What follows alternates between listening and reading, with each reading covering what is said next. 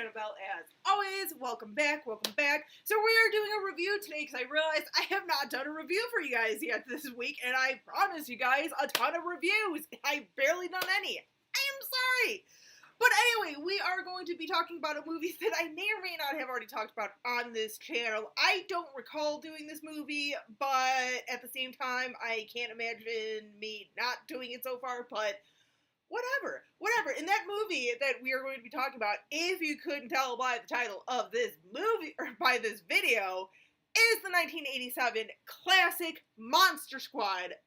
Like a lot of you guys, I grew up watching this movie, loved this movie. This is basically the horror version of Goonies. Yes.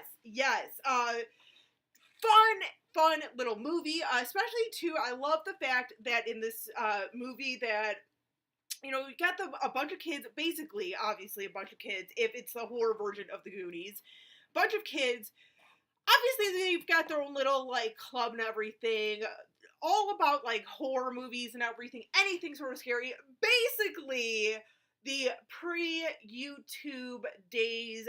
Basically, this is what the kids are all about, you know, all into horror movies, like a lot of us are, and what do you know? Dracula comes finding his way in, like, Bufu, Michigan or something, wherever it's set in, and he brought all the other classic Universal monsters with him, because, yeah, like, why not? I mean, hell, this just happened in my town last week.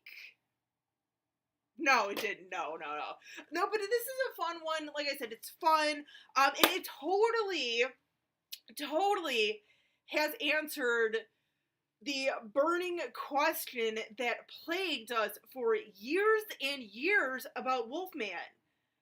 Yes, he has nards. Yes, so this movie totally puts that to rest. So we now know all of our lives are complete. So yeah, no, but this movie, you know, most of you guys know the premise of this. Like I was just kind of saying, it's a group of kids, plus the one kid's little sister, Phoebe the Phoebes.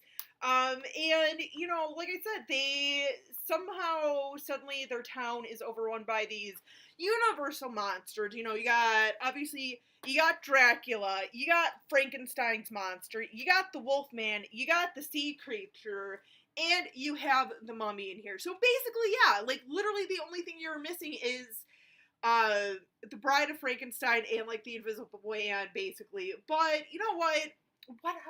Whatever. You got most of the key players in here. Terrific little movie. And of course these kids, you know, kind of get together, are together, and basically just, you know, since no one else is listening to them, all the adults are like, okay, you're crazy, whatever, but all this freaky stuff is happening. You know, they kind of decide to save their town and everything, and basically succeed.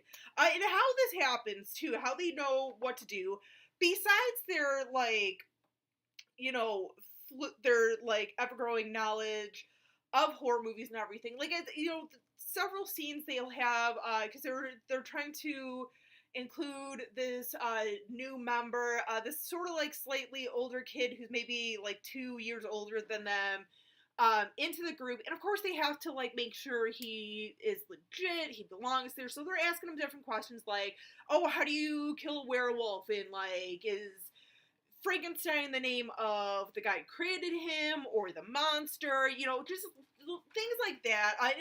This is what I like, too, is that, like, they were asking kind of questions that pertain to these monsters that they're going to have to go up and face, you know, and yeah, you know, and like, the fact that you get to see them kind of trying to work together and everything, even with, like, their differences and all this, it's like they all kind of put it aside, try and just, like, you know, take down these monsters, because they know, like, they're pretty much the only ones who know what's going on and know how to take them down. Like, at one point, with the Wolfman, who is played by John Grease, who, this is not his only portrayal of a werewolf. I know he did, not Prom Night, Fright Night 2, I believe. Yeah, it was number 2. He played the werewolf in that as well. I mean, he's a terrific guy for a werewolf. I'm just saying. But at one point, like, the cops, like, shoot the Wolfman, and of course, because they're not using silver, he comes back. Like, I mean, and, like, or I don't know, I think they, like, blow him up too or something. So his pieces are all over the place. And of course, since nothing was silver in this, like, explosion or the bullets or anything, all his pieces kind of come back together, reconnect, and boom, he's back. So of course, then they realize, hey, get a silver bullet and stuff, shoot him, get rid of that guy, and all this. So, I mean, it's such a fun movie. It's funny, very quotable. For instance, of course, I already brought it up. Wolfman's got nards, man.